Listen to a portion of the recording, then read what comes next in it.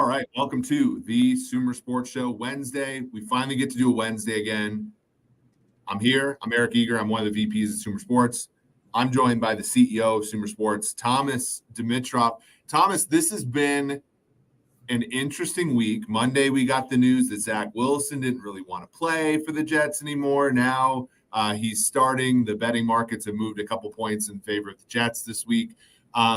We have, the Athletic article about the Carolina Panthers and, the what's going on there. We have uncertainty in Washington. We have, obviously Denver on a little bit of a streak here. Chicago, there was the report that Jim Harbaugh may be the next in line for that head coaching job as he prepares his Michigan Wolverines for the college football playoff. So there's so much going on, Thomas. How you doing?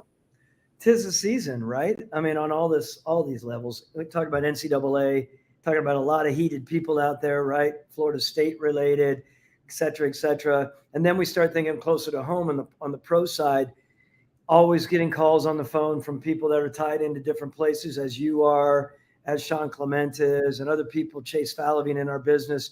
There's a lot of scuttlebutt out there, right?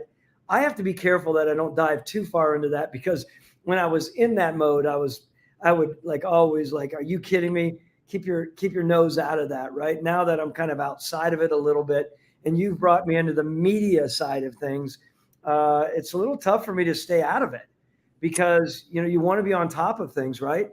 But how much of it is a bunch of bull crap? How much are there rumors? Like, how much is real in some of these rumors? It's worth talking about some of these teams that you just brought up. Legit. Yeah. For sure. And I think, you have to toe a finer line than, somebody like me or somebody who's even more traditional media, just because, there's a lot of editorialization of some of these things. I was on the phone yesterday with somebody in the league, just kind of talking through it. And it's the same as you, Thomas. Like I got a message today that was like, what about these teams? What about tell me all the GM openings you think are going to happen. Tell me all the head coach. And obviously you have a little bit of nervousness there, because you don't want to editorialize, people's livelihoods and stuff. Right. And you don't want, there are situations, and we deal with them in our business too, where it's performance matters and you need to evaluate. But at the same time, these are people who have real lives and real families to go home to. And there's even the aspect of there's a lot more to it than just the win-loss record, but we do have to evaluate these things, just because football is kind of a merit-based situation, and we want to make sure that we're not also giving people bad information. I do want to start with the Carolina, the Carolina story that came out from the Athletic today, which sort of chronicled a little bit of what's going on in that building, and sort of they talked about it. They framed it as kind of like a Hunger Games situation. I'm always conditioned to believe that when you look at a piece of media or you look at an outcome of a game, I'm always conditioned to believe it's never as bad as it seems, and it's never as good as it seems, right? You have, for years, you had my friend Jordan Rodriguez would write about the Rams, and it would always be glowing, right? It'd always be oh, look at this new brilliant thing that Les Snead figured out. And it's okay, I do think Les Snead's quite good, but there are downsides that they're leaving out of the article. I think when you look at Carolina, it obviously paints a really rough picture. Oh, who the heck would want to go to Carolina? All this kind of stuff. I want to think that this thing can be turned around, though. And I think that there are some components there, namely the fact that they drafted a quarterback first overall. And, we saw what happened with Trevor Lawrence just 2 years ago when he was struggling under Urban Meyer. And now things, although the injury happened Monday, wasn't the greatest. These things can turn around quite quickly. And so I think people believe that Carolina is they're down in the dumps forever and ever. Amen. And I just don't believe that. Don't believe that at all. You can resurrect a team with the right people in the right place, regime wise, as long as everyone's communicating properly. The owner's got to be very, very direct about what he wants, back to a conversation we had, what his values are, what he's expecting from the GM, what he's expecting from the head coach, what the GM and the head coach are expecting from the coordinators, what they're expecting for all the other departments in the organization, right? I'm talking about all the way across from cap and contracts to athletic performance. there are so many departments in an organization, as everyone would know, just on the football operations side, not to mention the business side, right? Which is a whole other world in of itself. When I read that article and someone said to me, like, oh, you got to read this article, look at this. This is one of the worst articles. It's unbelievable, unfathomable. And I'm like, okay. I started reading it. I'm like, it's not that blown out of proportion, meaning people are always doing those things. Hunger Games, okay, maybe that's who penned the article, by the way, very quickly. Diana, who was Rossini? Rossini. Yeah. And anyway, my point is that happens in good times and bad times. I'm talking about people are always jockeying. It's an organization. There will always be political elements to it. Honestly, what you do with that is how the main organization, how the main leaders handle it, how they diffuse it, to me is what allows a team to work through the distractions of something like this and stay on the positive side, whether in a really tough situation like Carolina now, or whether they're with a team that is, let's say like the Buffalo Bills, who is a good football team, but they're running some ups and downs, right? How they're dealing with some. They have their own internal stuff that they're dealing with. They're getting people at the water cooler. There's no question that happens everywhere. This isn't just the Carolina Panthers. And it is being blown out of proportion. People want to jump on. My last point on this is take a deep breath, Scott Fitterer, which I know he's doing. And Scott is a really good person, and he's going to communicate as well as he can with that group. But the people that are talking about, the people within that organization, Eric, who are calling out to people and texting people, I would never come here. This is a mess. I mean, you need to find those people in your organization and make sure they are taken care of one way or another. And I don't mean to be sounding like a heavy there, but that's the last thing David Tepper and co need in that organization moving forward. They need people that are going to be on board. And of course, there are a lot of people probably aren't on board right now because it's so precarious at this point.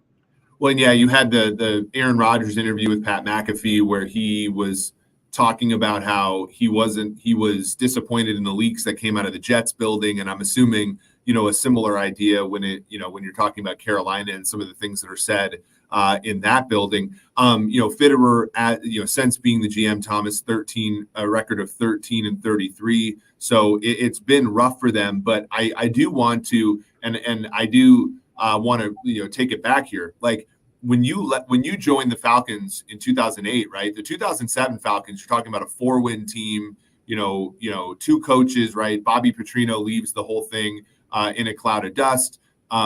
There's, obviously there were some good assistants there, Mike Zimmer and Hugh Jackson and so forth, but you're kind of starting from scratch. The 3 quarterbacks there were Joey Harrington, Chris Redmond, and Byron Leftwich. They had an end of career Warwick Dunn. You did have a useful guy in Roddy White, but even an end of career Algie Crumpler on that team. Like, I'm sorry, but you got that team to 10-6 in year 1, even though the guys I'm listing, I think you look at Carolina and people are like, oh, there's nothing to work with here. Well, there wasn't a ton to work with in Atlanta when you first got there, and you're able to buy, somebody Mass, one of our great listeners here said, what's great about the NFL is it takes one off season to turn things around. I think that diminishes a little bit of course, of the fortune you have to turn it around.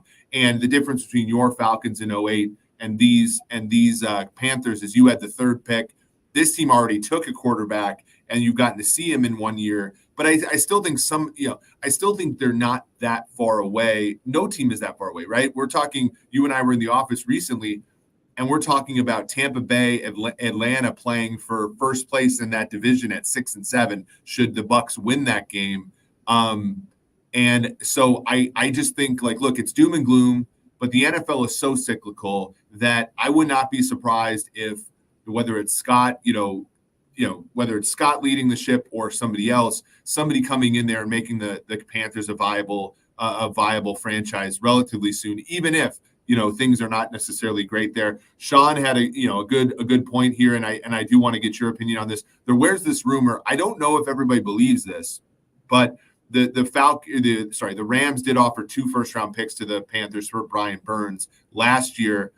I do think not accepting that trade is obviously looming large, and a good omen on like a question that I've asked you a bunch on this show, where it's like, how do you know when to say when as a team as well, right? So this team very clearly has acted quickly this year in saying, this season's not going to amount to much. Let's move on from the coach. Let's build for the future. Last year, they were a little bit less that way and not giving up on Brian Burns. But Brian Burns has not signed an extension with this team. He's driven a hard bargain from what I can tell in the media. And so, like, again, some of that's bad luck. Some of that is kind of mistiming the market and stuff. But this Panthers team, there's going to be opportunities that come up for them. And hopefully they can take advantage of them because, like I said, I think that there's an opportunity, for every NFL team, including them, to improve drastically during a course of just one off season. So my take before we move on to the next team that I know you want to hit a number of these before. So Scott Fitterer, I think the number was about 28% to this point, right? Win rate, is that what I think? It's 28%, whatever you had said. It's 28.3% win rate. So 28%. And I believe, I understand those are tough things. Owners are looking at that data now. There's no question about it. As I understand, Scott and David Tepper get along really well. David has a lot of respect for Scott as a football man. Of course, we all make mistakes as general managers, meaning like not all your moves are going to work. We had some good fortune in that first few years with Mike Smith. I mean, as you know, Mike was a coach of the year 3 times out of 5 years. That's a big deal. We picked the right person as a coach during that stint. And I will maintain that Mike was one of the better coaches that never got an opportunity to be a third, or have a second chance. Back to Scott. I mean, yes, there's a way to recover out of all this. The big thing is, how are they going to go about the search process? This is my feeling. How is David Tepper, Scott Fitterer, and whoever that group is, how are they going to go about searching out the next best coach? It can't just be, in my humble opinion, it can't just be who's a hot commodity. Oh, there's talk about Ben Johnson. I mean, there's a lot to talk about Ben Johnson. Of course, he's talented. Is Ben Johnson going to lead that team? Would Ben Johnson lead the team the way that David Tepper wants him to lead? Okay, I know they're saying, well, he wants him to do the best with a quarterback that they spent a lot on, of course, and made a big-time move. Believe me, I know all about making big-time moves when there's a lot of scrutiny around it. These are the kind of things that they have to really sit down, that this coaching deal is the number one move that they need to get right now. And they need the right search process in it. They can't just go and find out from the Detroit Lions that they like this guy. Oh yeah, he's pretty special. Shake his hand, he looks you in the eye. It's not that anymore. It's even, not that. I mean, you look at their last search, like I have friends who used to work for the Colts. I have friends who would speak up and down about Frank Reich, and like Frank Reich is always looking at our numbers. By the way, promo, anybody listening, by the way, agent side, team side, we have, this is something that we work on at Sumer. If you want counsel from us, we are available. But like, here's the thing, Frank Reich in 2021 was, in our metrics, the 9th best coach in the NFL. 2022 was 3rd worst. And I think a lot of people, myself included, when they hired him, I was bullish because everybody speaks about Frank Reich, terrific guy, amazing, obviously treated Jim Kelly, incredibly well as his backup. Like, there's so much to like, but obviously the numbers matter. And, I think that was one thing where you get nervous about a guy like Reich because, he had terrific coaching metrics for years in Indianapolis, and 1 year it fell off. I think the Panthers looked at those first bunch of years and were like, this is going to be what our new coach is going to be. We're getting value here. And we've seen a number of times. Chip Kelly was terrific early in Philadelphia. It fell off a little bit. The Niners buy the dip and it doesn't work out. Like, we've seen this a number of times with coaches. And I just think, again, this is not something where we have the silver bullet, but there's a lot of data that can contextualize these answers. For example, if you look at Detroit, like, you can make a very good argument that Ben Johnson, did a better job in 2022 than he's done in 2023. And like, they're still very good offensively. But again, these are things that you want to have those indicators. And, whereas you look somewhere like Baltimore with Mike McDonald, and that's a guy who has increased every single year as far as his efficacy as a defensive coordinator. So, how do you weigh those two things? I think Johnson's going to get a head coaching job. But again, it's like one of those where one-year coordinators, you really got to be a little bit worried because there's not that much data on them, and they're all contextual. They're all, when you make Jared Goff look like a great player one year and then he's kind of regresses to a good player the next year, like who gets blamed, who gets credit for that? It's a really hard problem. Well, look, I mean, the last thing on Carolina, again, how important this coaching hire is. The process that they go through is wildly important. Get the right people around you. Again, respectfully, Mr. Tepper and Scott, make sure that you have the right people around you. They're going to help you with the process. And here's my thought. It's not just a quarterback guru that comes in, a sensible quarterback guru, right?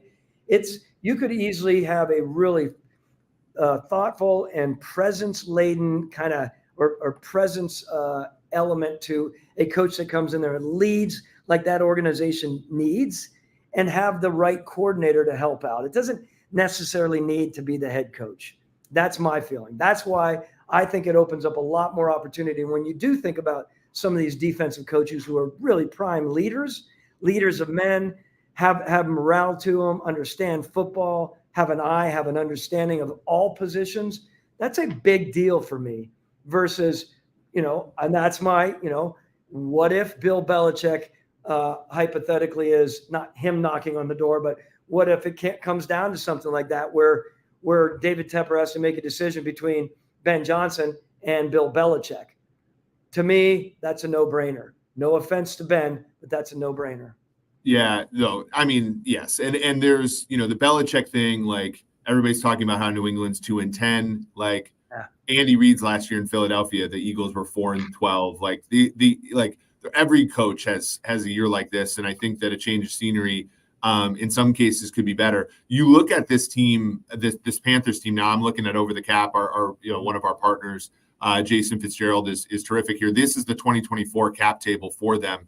When you look at this, there's not a ton of high price players, which is good.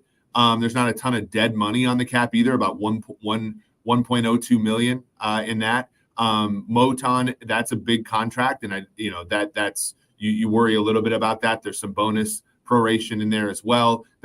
He's carrying a big number, but there's not a lot of guys on this team, Thomas, that are carrying big numbers, which I think means obviously if you come in, you have to be intentional, in my opinion, about offensive line, about weapons. It's all about it. Sean's one of our great listeners here too. How closely should this new coach be tethered to Bryce Young? Are you pot committed? You are pot committed. You traded $200 million in assets to move up and get him. He's never going to be more valuable to another team than he is your team. And yeah, the entire airplane of this new coaching staff needs to be built around getting Bryce Young and his slender, small frame everything he needs to be successful. That has to be your number one goal. And that was when you had Matt, right? Like you went out and got Michael Turner. You went out and, eventually got Julio Jones. You went and got Tony Gonzalez. Like the whole airplane has to be built around the quarterback being successful for your team. There's, again, so last year when Sean Payton was looking for a home, right? He was coming back, looking at New Orleans. Would they take him back? There was nothing secure. I mean, I had heard stories about him, and the interest at Carolina, but he was looking for a lot of money, 18 plus, right? The reality is a guy like Bill Belichick or established coaches versus Ben Johnson, who could come in probably at $6 or $7 million a year. It's going to be very different than what a guy who has a lot of established ability to him. And look, these are big numbers for the coaches on the other end of this, right? These are upward of $20 million contracts a year, and they're going to be a legit commitment. As an organization, you have to believe in how important the head coach, and I'm raising my hand here, it is hugely important, and I still haven't determined over all of my years if it's a quarterback or if it's a head coach, because they're both wildly important, but with any given year, it feels like there's a little bit of an edge on either the position, the quarterback, or the head coach, and this organization needs to understand that. Bryce Young has a long, long way to go at a lot of levels. So they need to train him along. But here's the interesting thing, inside that organization, who was really pushing it, and if it was everyone, it doesn't really matter now, but it's meaning they have him there. What's the best way to get him in the best spot, right? When you read some of that article and they're talking about, there's all kinds of reports inside there around, Frank's back. And I hate saying that because that's what people do.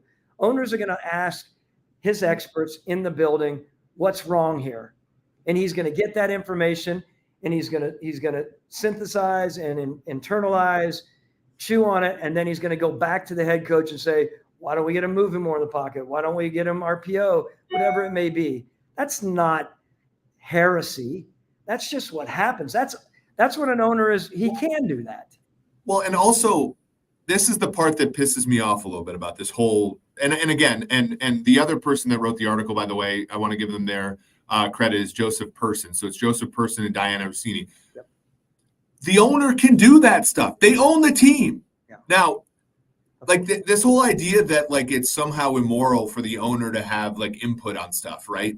Now, is it the smartest thing? Maybe not. Is it like the story about them wanting to run the 3-4 because he's a Steelers guy and a Pittsburgh guy and they always run the 3-4?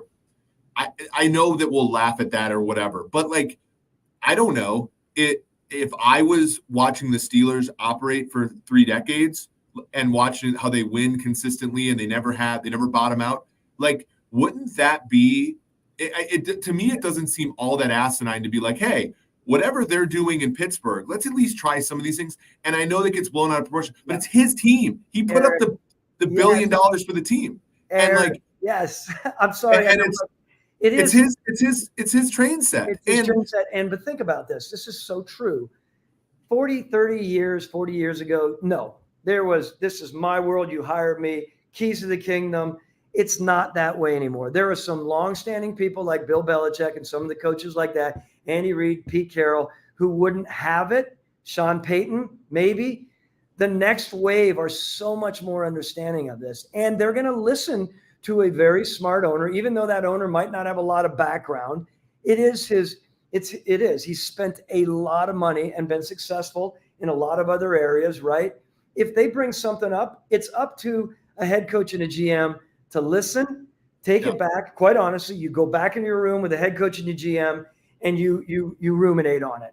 If you think it's a full of crap idea, then you tactfully deliver that back to your owner. I don't like the idea. You don't say it's a full of crap idea, but it is worth your while to talk about it, because I will raise my hand here. Arthur Blank, yes, he was down on the sideline, and I never had an issue with that. None of our head coaches did. He has a presence. Arthur Blank was outrageously mindful of his football people. And I feel very blessed to be around that, where there are other owners out there that aren't as tactful as what you were alluding to. Yes, it is train set. I just think there's a nice fine line of being tactful with it so that you're not feeling like your group is saying, I don't have say in this, right? But ultimately, like, and I agree. And I think like what we don't want, obviously, is to, for lack of a better term, emasculate the people that we've put in positions to, like, both of us manage people. Like, one thing I prize is giving people freedom and allowing them to work, but they also have to earn that. And if I'm David Tepper, like, and again, I'm not excusing any of this, I'm just trying to explain it. If I'm David Tepper and you're 13-33 the last 46 games, I'm going to be less likely to be like, oh yeah, you got it. Like, I get what they're doing. Like, I mean, I'm guessing, right? And Arthur's a different owner, but like, I'm guessing Arthur Blank had input into what you were doing. I'm guessing that input was less fierce and less there was less volume of that when you were going 13-3 and winning the NFC South and making the NFC Championship game. And like that, my thing is like, he bought the team. He's entrusted people with $1 million worth of salaries to build this thing, and it's not working. What do you expect him to do? It's kind of my job, Eric. And I'll speak from Arthur's standpoint. I remember him saying this to us.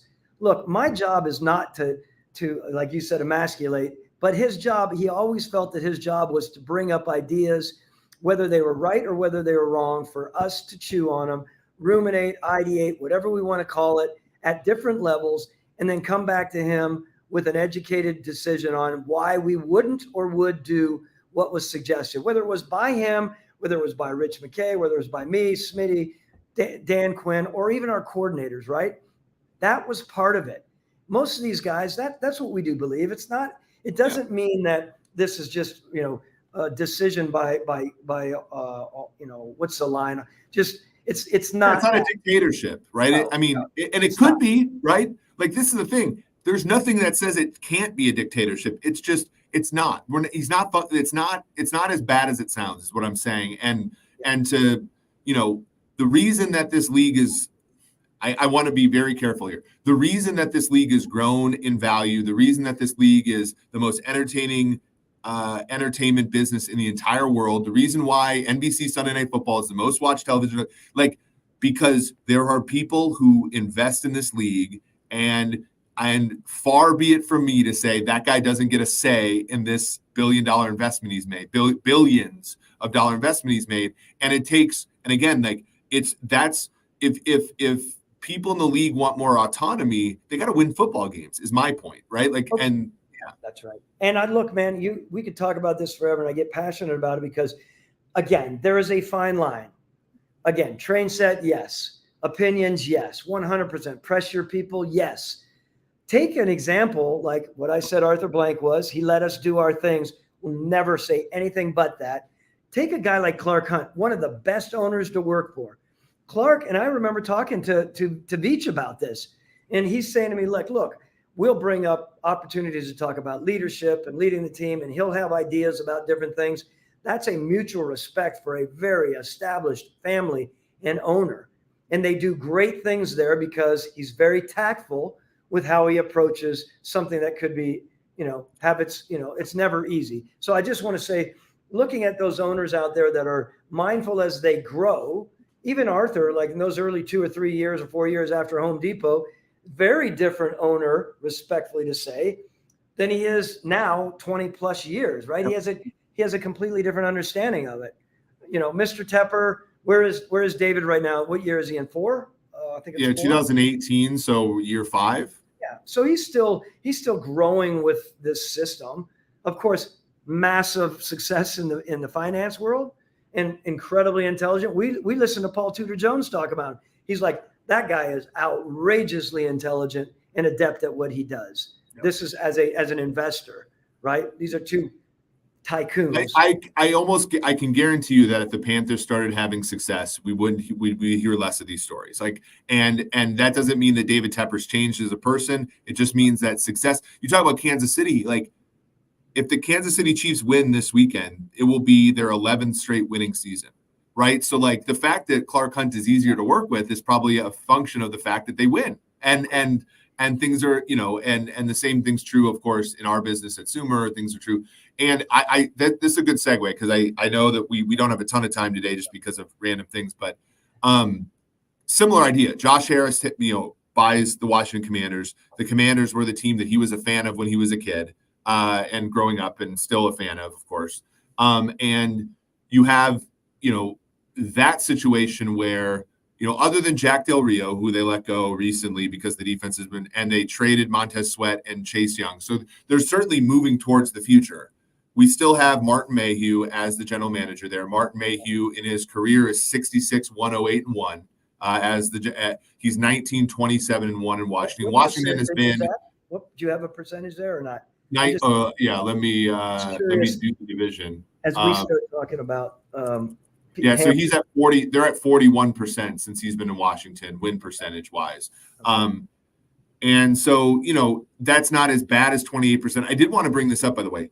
Kyle Shanahan and John Lynch in their first 2 years with San Francisco were 10-22. That was a 31% win percentage. So these things can come from the miry clay, so to speak, and become successful. I think with Mayhew, you have kind of more years, obviously. You have more of a track record of kind of the same thing, which is kind of they finish in that 7 to 8 wins kind of every year sort of deal. Obviously, Rivera is on, he's coaching. I believe this is year 4 for him in Washington. They have a bridge quarterback in Sam Howell, your guy from UNC. There's a lot of kind of when I watch this Washington team, I see kind of a team that's a little bit in a holding pattern. I see, they haven't cleaned house yet. They haven't necessarily implemented a lot of the stuff that Josh Harris, who's famously, with the 76ers brought in Daryl Morey, with the New Jersey Devils has done some, analytically sound things. For example, their assistant GM is a woman who's, very analytically sound. That hasn't happened in Washington yet. That doesn't mean it won't, but they're sort of slow playing this thing. What's your read on the Commanders and kind of this new era of Josh Harris's ownership? Well, this is tough. I mean, under 50% is tough as a regime, especially when you come in as a new organization. And Josh Harris has been around professional organizations and understands at a level. Of course, he's getting to know football more and more. Of course, he's always watched the Redskins. Gosh, it was a Redskins at one time. Yes, he was. Yeah, that was the name of the team when he was a fan. Back in the day. He's got football people in there. I mean, Martin Mayhew has been a GM before. He's one of the very few fortunate ones that have gotten the second chance, right? Yeah. The second Martin chance. Mayhew, by the way, this is how down that franchise has been. Martin Mayhew was starting cornerback opposite Darryl Green the last time they won the Super Bowl. While we're talking here and I go on my little diatribe, look up Martin Mayhew's success or his percentage at Detroit and then getting a second chance, because he was at Detroit as a GM for how many years? 3 or 4, I think. So he was part of the regime he was part of the regime with Matt Millen, and then he took over for Matt Millen. He was 47-81 as the GM of the Detroit Lions. So when he was there, 32%. So 32% and 40%. Those are numbers that have people, when you're a new owner coming in, you're looking at that, right? You're looking at not just the percentage, but you're looking at success. You're looking at building. Martin is a smart guy with background as a football person, playing in the league as well, long time, diligent, really, good person and all that. And yet new owners are looking for wins. You get guys like Magic Johnson who are outspoken about what they're doing there. What do? They fire Jack Del Rio. That organization's coming in right now, and I'm sure there are a lot of consultants working for him behind the scenes right now. Where are we with this regime? What's the next step here? How are we truly going to build this? Are we going to maintain with our group, or are we going to completely change things? This is something that will be determined very soon. But you're right. There's not been a whole bunch of talk about that, right? Yeah, they hired Eugene Shen, who's a friend of mine who used to be one of the analytics people for the Ravens, Dolphins, and Jaguars. He's in that VP role there. That's a positive sign. Eugene's a very smart guy who's in finance before, has football experience. But, it's interesting, right? Because obviously no GM, right? The question has to be like, when you let's assume, Martin, for whatever reason isn't retained, right? And then you bring a GM in, that person's got to mesh with kind of every person in the business, VP level, assistant GM level, chief of staff level, coach, right? So I understand for example, when Daryl Morey took over Houston, he didn't, clean house right away either, right? So I understand the slow playing of it. And I understand he had a great quote where he said, we can get to 8 or 9 wins very quickly. We can't build a sustainable champion all that fast, right? So I sort of in some ways, the humaneness of going in and kind of, smoothing the thing out as you kind of build the staff. But there's an element of, that general manager that comes in, to the point of what we just talked about with Carolina. That general manager has to come in with enough power to have say over the direction of the club. And I do fear sometimes when you kind of create the thing in a piecemeal way, right? In Carolina, it was Matt Rule was hired, and they threw the absolute bag at him because the Giants wanted him and he was a hot commodity in college football. That the Fitterer signing a year later was more of it was viewed at the time as kind of a subordinate to the Rule hire. And that's where I get worried, and maybe you can expound on this, because you were hired with Mike together, but then you also had a situation where you hired a coach, after Mike left. I worry sometimes. I understand the humanity of wanting to sort of slowly hire people, but I also wonder sometimes, does that create a mismatch from a power dynamic standpoint that can be hard to overcome when it comes to who's in charge, right? You bring somebody in while existing people are there, and people are wondering about who gets to make these decisions. And in football, it's about making good, sound decisions. And the question is like, how does that hierarchy go when you kind of slow play the whole process? Well, let me just say, so Martin Mayhew comes in with Ron Rivera, right? They're both longtime football people. Martin did a really good job around him, right? I have a great deal of respect for Chris Polian, Bill Polian's son, who was a GM at Indianapolis. Obviously, unfortunately, that didn't last as long as it probably could have or should have in another city, another organization. My point is, your GM is very important that you have the right people around you so that you can really focus on your relationship with the head coach. I believe that deeply, right? You can't think that you're a GM coming in to be chief cook and bottle washer everywhere, right? You can't. I want to say this so I don't forget this as well.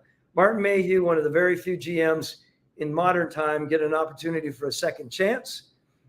There's also down the street in Jacksonville, Trent Baalke getting another chance. Make no mistake about this. GMs, whether they're formers, fired formers, or whatever they are hoping that the second chance GMs do a good job so that opens back up. Yep. They don't want them to fail. Trent is doing a heck of a job down there, and he weathered a storm that most people can't.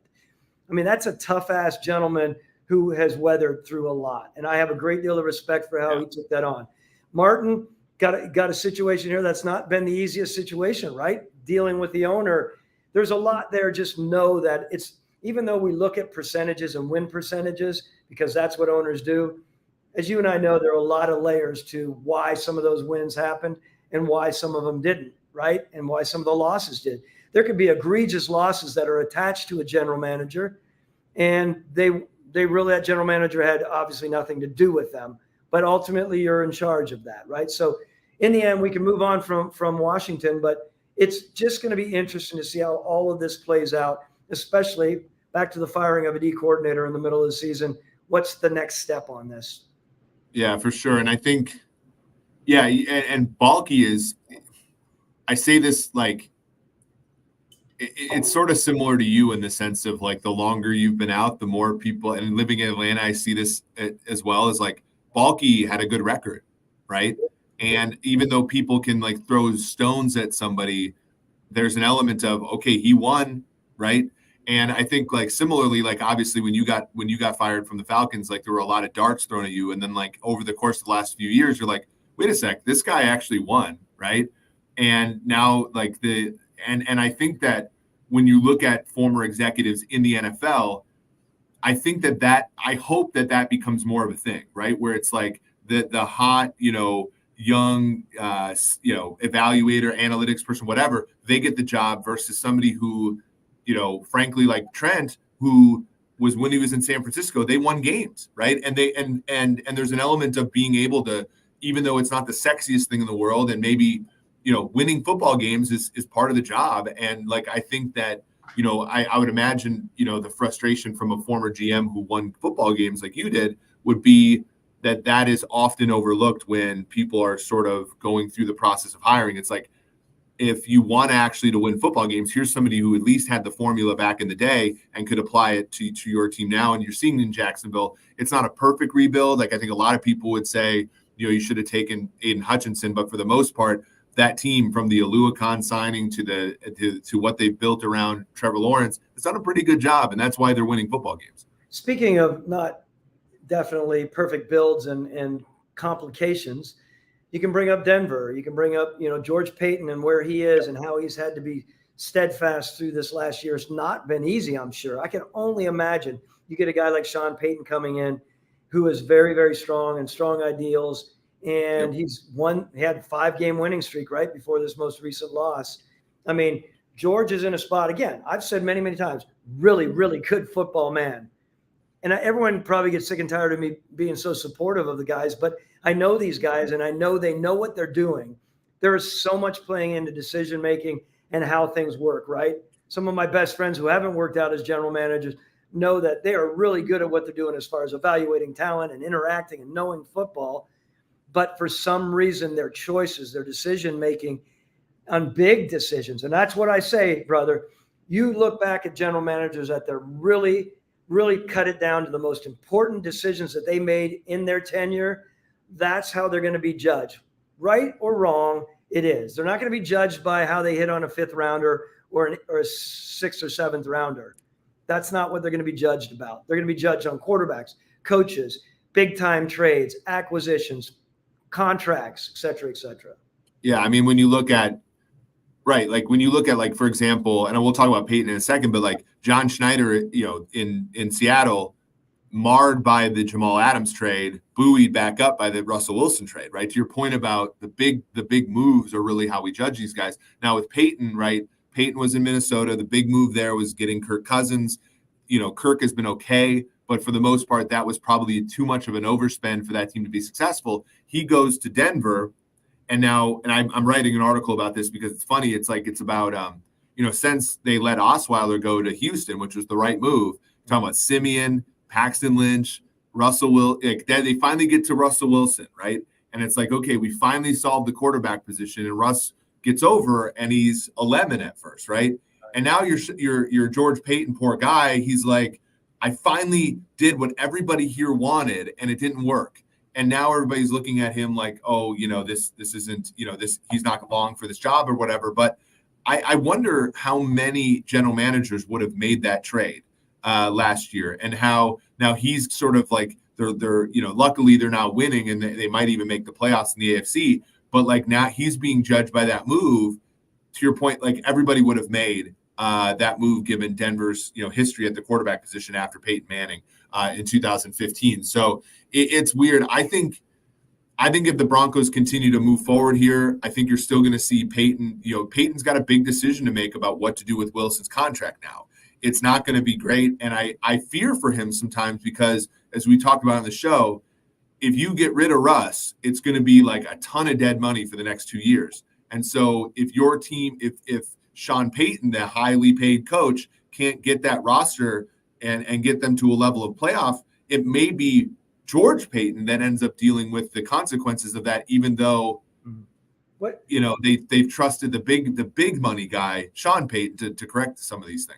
What's George's record over the 3 years so far? 18 and 28. So that's about. So let me just do this. That's 39%. Okay, so George, and he comes in, and now he has Sean Payton coming in, who's the decision maker there, right? He's the guy that we say has 53. Ultimately, he wasn't going to come in there just like any of these power coaches. They're not coming in to relinquish or give away 53, right? That's an important thing. So, now you have a situation where Sean Payton is, really going to determine the future of a quarterback who's almost at $250 million, and directly or indirectly, and I say this respectfully to George Payton, what the next steps are going to be with his relationship with the general manager in that organization, right? Because by all rights, he could go to an owner or Greg Penner and say, look, this is how I want it to go, be going forward. This is how I want my partnership to be with the GM going forward. It very well may be with George, or it may be another situation, and that's something that will play out the way it plays out. But will it, in the end, have everything to do with Russell Wilson? This is where George's move with Russell is a huge move. I know my huge move with Julio wasn't a quarterback, but it was a massive move. So some of these big moves that we all make, there's got to be another side to it, right? Whether the trade or the move was really successful, or like you said with John Schneider, there's a follow-up move that overshadows, right? For instance, there was all kinds of darts starting to be thrown out in San Francisco prior to Brock Purdy coming in this year. Can he do it? They did what they did with a quarterback that they moved up, and et cetera, et cetera. And people were throwing all kinds. Now they've forgotten about that. Yeah, no one's talking about how Trey Lance and how much of a schmuck they are for trading for him. And honestly, good, because I don't know, if Julio Jones wouldn't have worked out, right? Let's assume that that's the case. You would have still made that move. It wasn't necessarily you know what I'm saying? I still, you can call me crazy. I don't fault the 49ers for trading up for Trey Lance for a second, right? Because if he hits and he becomes the quarterback that then your offense depends less on the tight end when he gets hurt. It depends less on the fullback when he gets hurt. Now, everybody's like, oh my God, they could have just gotten a quarterback like Brock Purdy. But like Brock Purdy, you remember what happened when Deebo Samuel missed games? When Trent Williams missed games? They lost all 3 of those games, or they lost 3 games in a row. Like when you take a step back, and this is why it's so fun for me to work with you and obviously just to talk through things. It's like when you understand the reason why these guys make decisions that they make, I become a lot less Twitterish and a lot less like these guys are idiots. It's like, no, like they made the move for Trey Lance because 2 years ago they saw the best quarterback in the whole game come back from 10 points from behind and do and they wanted some of that, right? And this Niners team still hasn't won a game when they trail by multiple scores in the fourth quarter for the whole Shanahan era, I believe. I have to verify that, but there's still the problems still remain. They're just really good at patching them up, right? And you look at Seattle, the Jamal Adams stuff, he still can't cover anybody, right? But you got all those picks for Russell Wilson, and guess what? It doesn't matter as much. So like it's sort of about how the moves that you make to make up for the moves that don't work that are part of this deal. And for whether it's the ownership or whether it's George Payton, but like bringing Sean Payton in makes up quite a bit for the Russell Wilson trade, which we all would have made in that time, I think. So it's all about the secondary moves you make too. Secondary, I know we're coming close, but let's finish off. Like we said, we were with Chicago. It's been up and down, sort of nebulous this year, but it's kind of quieted a little bit, right? Where Ryan Poles is, right? Ryan has been there. This is his 2nd year. Is that right? Yeah, Poles and Eberflus together are 7-22 as the regime. So that's 24%. It's gotten better. Obviously, they won a game in Minnesota a couple weeks ago on Monday night. Justin Fields looks okay. They've kind of pushed off that decision a little bit into obviously making that trade. But I look at the improvements of that defense. I look at the improvements of Fields to an extent. I look at DJ Moore. DJ Moore has 1,000 yards already for this team. Even though it hasn't been great, and everybody's talking about Jim Harbaugh and everybody's talking about Kevin Warren and all this kind of stuff, I would be disappointed if I were Poles or Eberflus and people decided to pull the plug. I would be disappointed because I do see the arrow pointing up. It's slight, but I do see the arrow pointing up for them, and I really wish they could at least see through another season of this. So you mentioned the name. Kevin Warren is in a really interesting spot. How is he going to come in? He has an obligation to the family. I'm talking about the McCaskies, right? What to do in this organization right now. He's been tracking all of this, as you can imagine. I'm talking about the coaching situation, some of the, the morale, the up and down mercurial elements to that organization. Ryan's tried to stay, here. He's got, Eberflus, he's doing his thing, right? Trying to coach it up the way that they can. They've made some good moves along the way. They're still struggling at certain levels. Will they do anything? What will they do in their quarterback situation? Do you think right now on Fields, where does he land in the Sumer yeah, team? so if you go to sumersports.com and hit players, I'll just show you guys that for a second here on the screen because we have a really awesome website at Sumer Sports, as Thomas is talking about here. You go to quarterbacks, sort by expected points added. Justin Fields is 23rd in the NFL, just right behind Will Levis in terms of total EPA. If you do EPA by play, he is a little bit better at 22. Mostly pretty solid running the football. If you look at rush EPA, how much he's generated there, he's in the top 11 in football. Not as much as last year rushing and stuff like that. But again, this is a 1,200-yard rusher last year that now is kind of in that 400 range. And I know he missed some time with injuries. This is one where, as hard as it is for me, Thomas, I would probably move on from him if Carolina got the first pick and that was my draft pick. I would probably move on from him, but I don't think he's irredeemable either, which is a very hard spot to be in, right? Not that many people get the definitive nature of the quarterback position, and the Bears don't have that. So think about this, back to Kevin Warren. Everyone keep that name on your mind when you're watching what happens here. He's got a situation to go to Ryan Poles, and Ryan Poles and a head coach, a GM and a head coach, how important their relationship is. Can you imagine, and this happens, President Kevin Warren goes to Ryan, what is your suggestion? Where are we? And while Ryan is still trying to keep the right relationship with a head coach, because in our league, it's imperative that you're working together. And it's really uncertain, right? Because you have a president that's in your ear and or an ownership. What do we do with our head coach? You don't know as a GM whether you're staying or going along with the head coach, right? I was part of both. With Mike Smith, I stayed. With Dan Quinn, I was fired at the same time. And I've had conversations with Arthur Blank about it. And his point to me was the two of you were linked at the hip, and that's how you were going to go out, right or wrong. And so it's just going to be, put yourself in that spot as a general manager where you're having to make tough decisions, and you're just not sure exactly how that's going to roll, right? All of a sudden, you're trying to save, and it's not even about saving yourself, but you run into that spot, right? It's not about self-survival, but the owner and the president are looking to the GM to give them honest assessments of what's going on with this football team. Yep. And he may be positive. He may be positive. That's why working with a company like Sumer Sports is so valuable, because people will say that analytics takes out the human element of the game, and that's true in some ways. But taking out the human element sometimes is a good thing, in the sense of, if you just want to say, like, look, I really like so and so. However, the numbers would suggest that he or she is not using or not, allocating resources properly, right? Like, that's the thing in our jobs, right? Where if the owner comes to you and they're like, what do you think of so-and-so? It's like, well, personally, I really like this person, but the numbers are not doing what they're supposed to do.